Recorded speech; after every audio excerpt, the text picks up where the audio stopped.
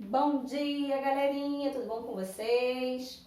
Hoje nós vamos fazer a nossa primeira e única aula de revisão de ciências, tá bom? Ok? Então, antes de nós falarmos sobre a separação de misturas, nós vamos falar sobre os tipos de misturas. Nós temos dois tipos de misturas. Nós temos as misturas homogêneas e temos as misturas heterogêneas. Estão lembrados? Mais ou menos? Então, vamos lá. As misturas homogêneas são aquelas que quando nós misturamos as fases, quando nós acrescentamos os ingredientes, elas se misturam e nós não conseguimos identificar, né, o que foi misturado ali dentro, certo? Quais fases ela tem, certo? Então, quando, por exemplo, nós falamos do suco de laranja, nós temos a água, o suco da laranja e, em alguns casos, o açúcar. Quando nós misturamos tudo, nós temos apenas uma mistura, nós temos apenas um item, que é a laranjada, certo? Quando eu misturo, por exemplo, o sal com a água, eu estou misturando, mas eu não consigo identificar que ali dentro daquele recipiente tem sal misturado na água, porque o sal ele se dissolve, assim como acontece com o açúcar, né? Em contato com o líquido, ele se dissolve. Então, nós só conseguimos identificar quando nós experimentamos, ok? Mas também existem as misturas heterogêneas. Misturas heterogêneas?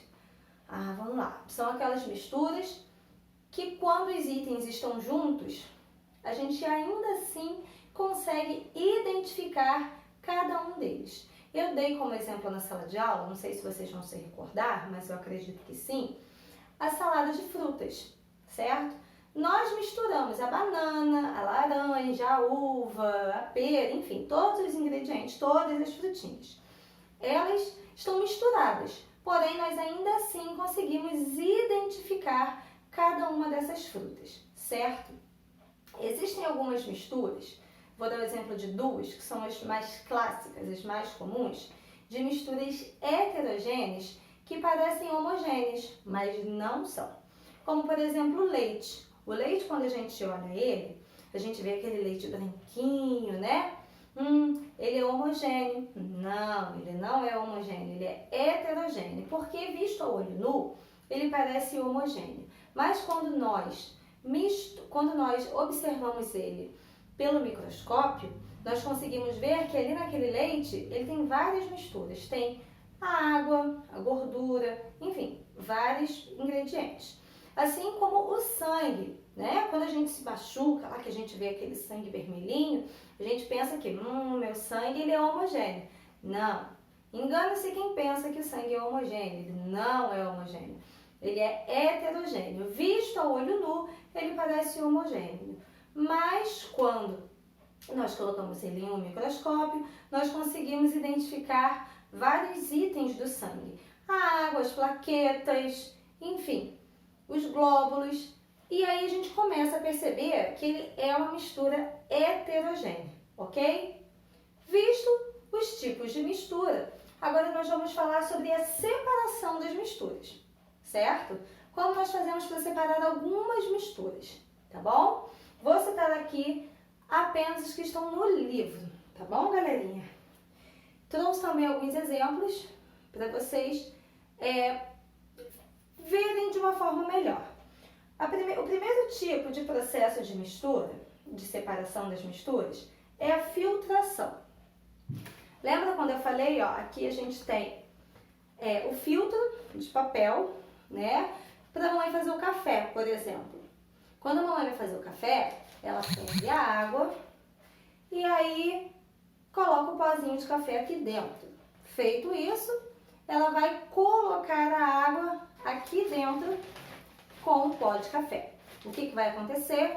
A água vai sair filtrada, porém com o sabor do café. Então, isso é a filtração, ok? Quando eu uso um filtro para poder absorver apenas o líquido daquela mistura, certo?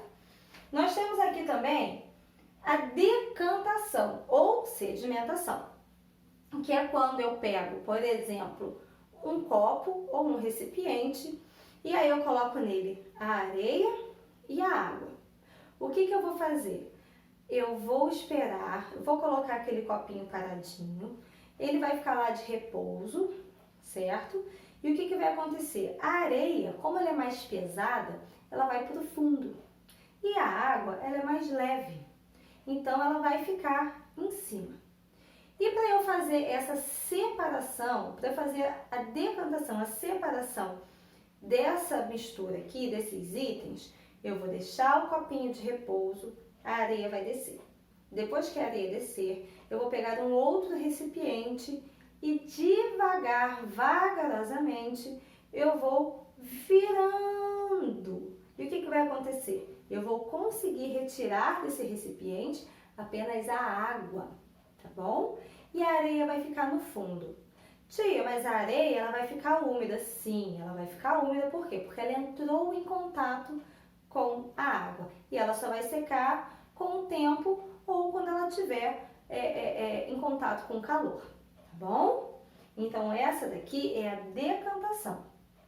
Para fazer a centrifugação, que é outro tipo de mistura, não tenho como trazer um exemplo aqui, porque é um aparelho que é usado apenas nos laboratórios. É uma centrífuga, onde nós ali dentro colocamos recipientes com sangue e ela gira muito rápido. E quando ela gira muito rápido, ela consegue fazer a separação do sangue, das plaquetas, dos glóbulos, né? Ela separa a água das plaquetas, dos glóbulos, enfim.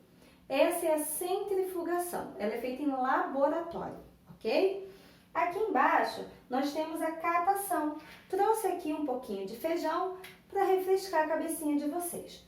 A catação é um processo onde nós usamos os dedos ou uma pinça, tá bom? Geralmente a catação ela é utilizada também em casa, né? Quando a mamãe vai fazer aquele feijão, ela coloca o feijão lá em cima da mesa, em cima da pia, e aí ela vai catando os feijõezinhos que estão bons, e o feijãozinho que tá ruim, ela coloca pro lado, certo? Então ela está catando, ela está separando o item bom do item que não está bom, tá bom? E o último processo de separação de mistura que nós vamos ver é a peneiração. Eu trouxe aqui uma peneira pequenininha, né, que a gente usa na cozinha, mas também pode ser uma peneira grande. Vou dar como exemplo para vocês aquela peneira que quando tem uma construção, né, aquela pessoa que está trabalhando lá na construção, ela usa para separar, para limpar